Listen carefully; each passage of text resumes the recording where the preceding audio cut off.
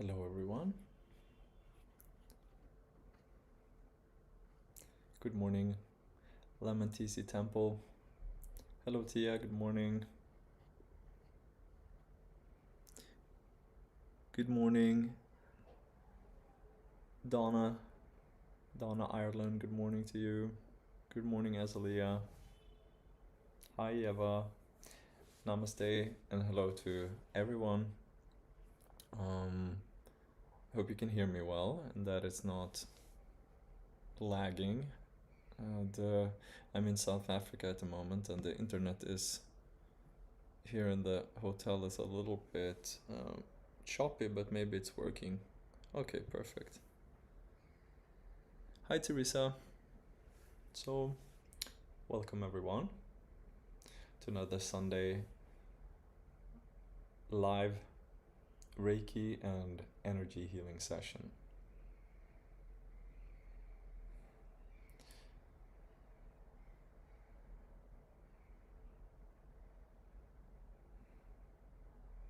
I'd like to invite everyone to take a minute or so to get comfortable if you haven't already.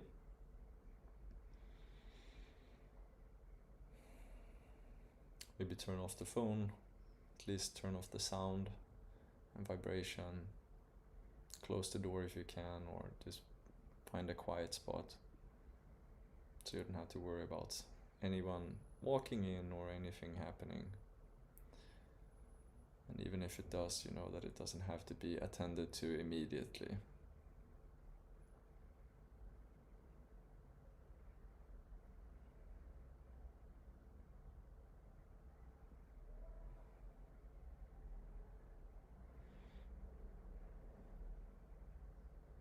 Hello, Catherine.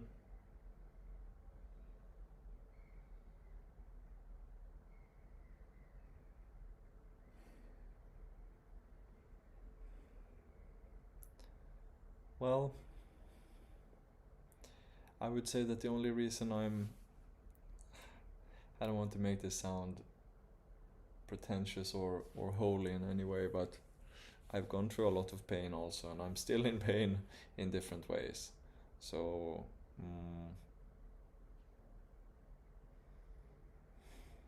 what I'm really hoping for you here is that you get some relief, at the very least. And I'm very grateful that you come here and spend this time. Not for me getting some attention, but that you're actually doing something, that you're actually giving yourself this time, and that you're still walking this path to finding out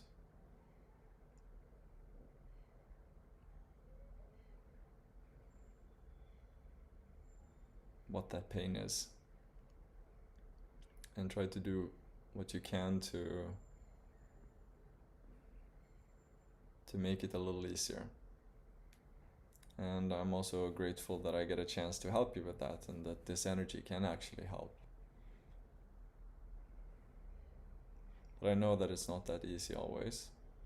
And I think that it's not news to anyone that this current year especially is very, very intense.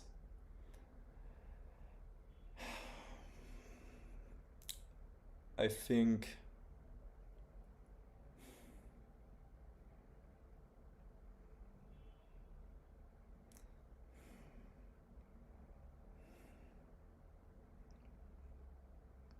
I myself have gone through long periods.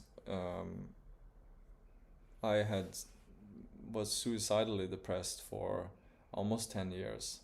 There were glimpses throughout that time that made it feel worth it, that made me strive on, and people around. I had also a teacher, family and friends, my life partner. So looking around for support is obviously good, but there was always something that kind of told me to keep going, even though there were moments where it didn't feel like a possibility.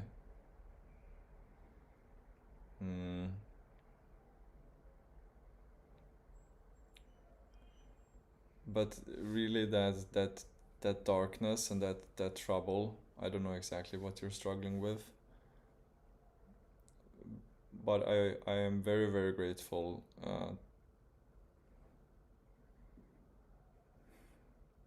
to have gone through that, and I would actually wish nothing else, because it comes with a lot of blessings.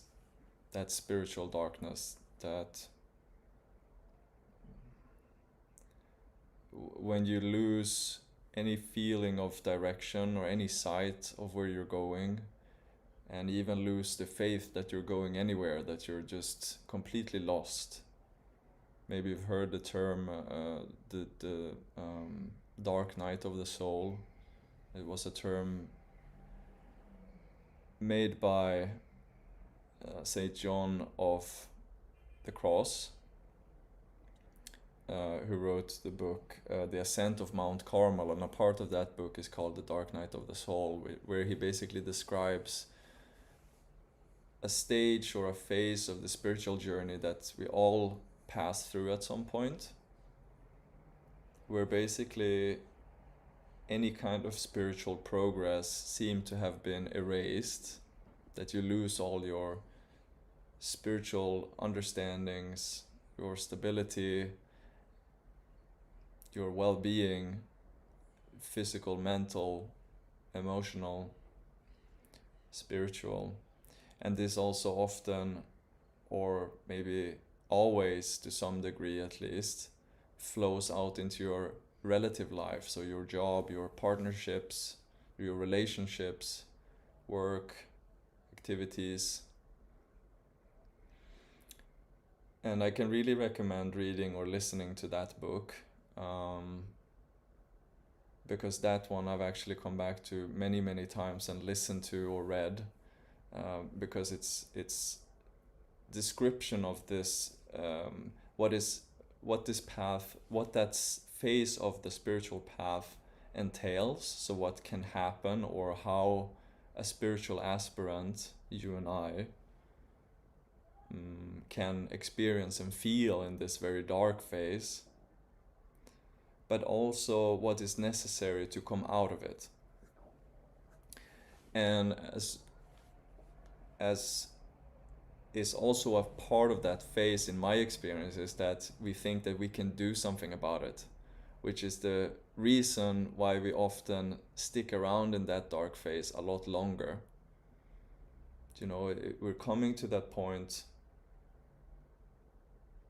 A fundamental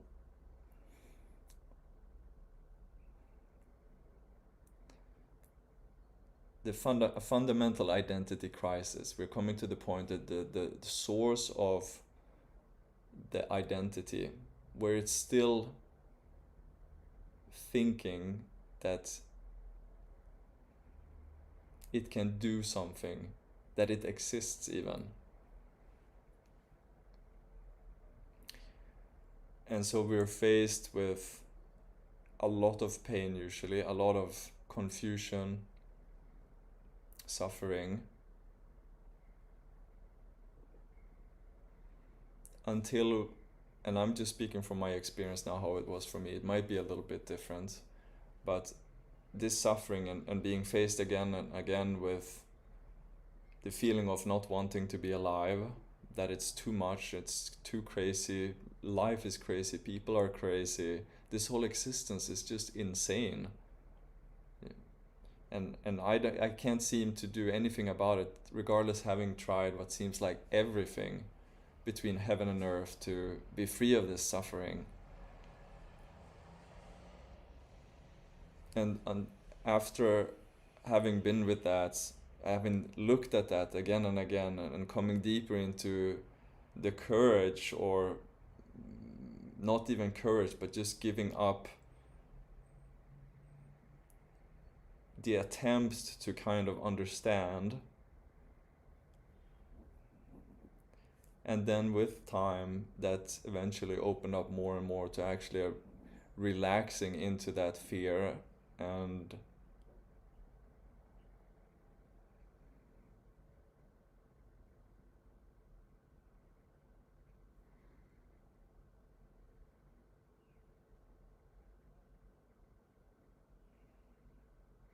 letting go of the need to control what happens and how things happen on this path. And there is a very nice quote in that book, The Dark Night of the Soul, or which is a part of a broader book, as I said, where he says that the dark night is the phase where the, and I'm only paraphrasing now, so it's not the actual quote, but you have to close your eyes and walk with faith in the darkness.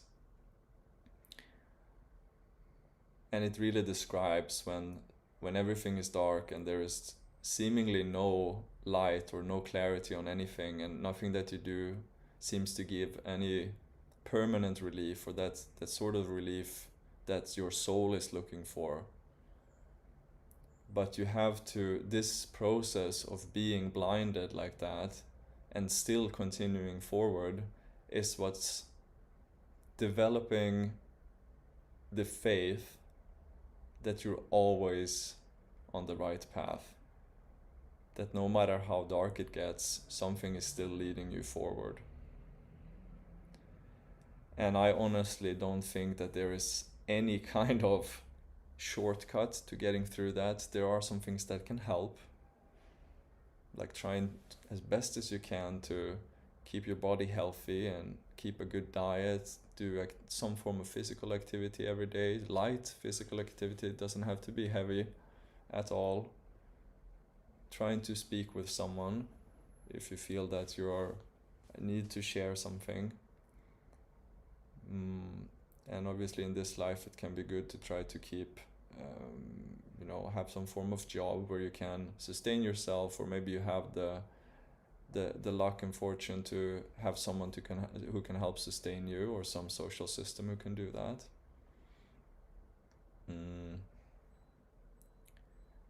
But in my experience, the dark night, the only way out was to really learn how to surrender. And there has been nothing but blessings from this kind of dark period in my life. So while I do feel with you, I also see it as a massive blessing to go through that kind of period. Okay.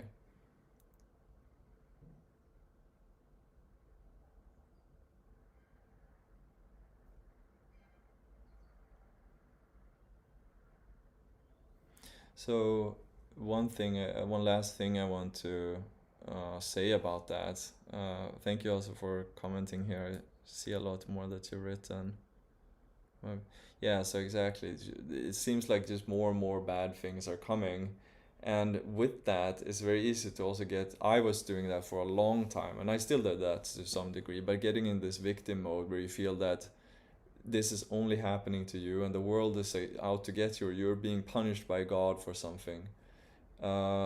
It's very easy to victimize yourself and get stuck in those thoughts that only bad things happen to you. Which is why it can be good to have someone else who's someone who truly loves you, who can give you a wake-up call if you get stuck in that. And it might be also in those cases good to read something from someone who has that kind of experience, like this book that I explained, Dark Night of the Soul by Saint John of the Cross. To get out of the head a little bit, to the degree that that's possible.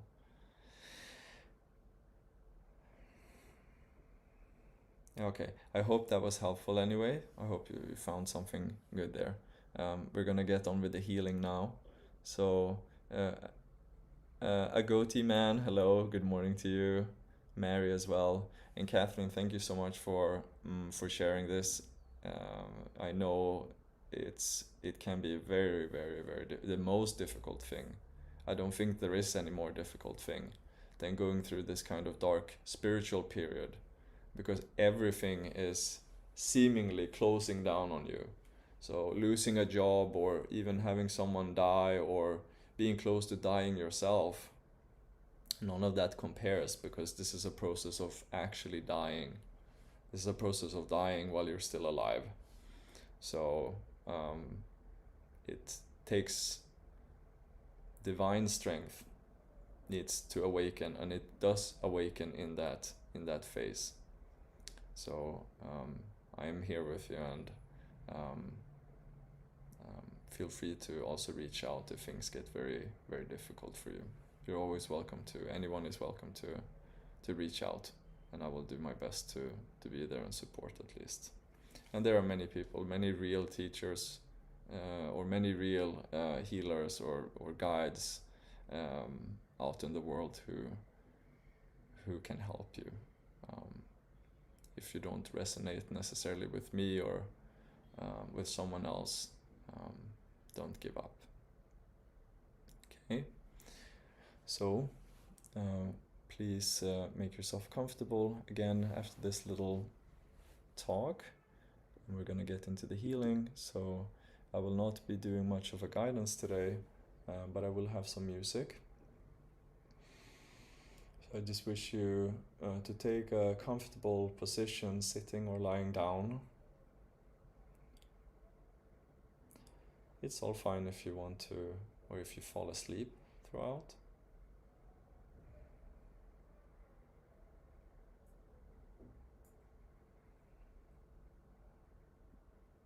And don't feel that anything throughout this session now that it's wrong.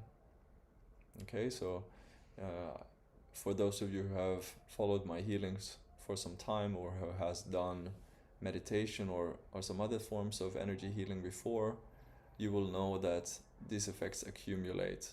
But it also means that you might not feel it as intensely every time, but all of a sudden, after a few weeks or a few months maybe, something clicks, or something just evaporates, something that has been a problem, or something just changes in your life. So connecting with this energy, it might not always be apparent how it's affecting you or how it's going to affect you, but there should be something in each session. The more you become aware of what's happening in the session, that it's actually something good happening. So you don't have to necessarily do anything. You don't have to do anything to make that happen. But at the same time, try to be as aware as possible and as enjoy as much as possible. And over time it will become more clear what this process is all about, and it will be easier for you also. Okay, so please enjoy.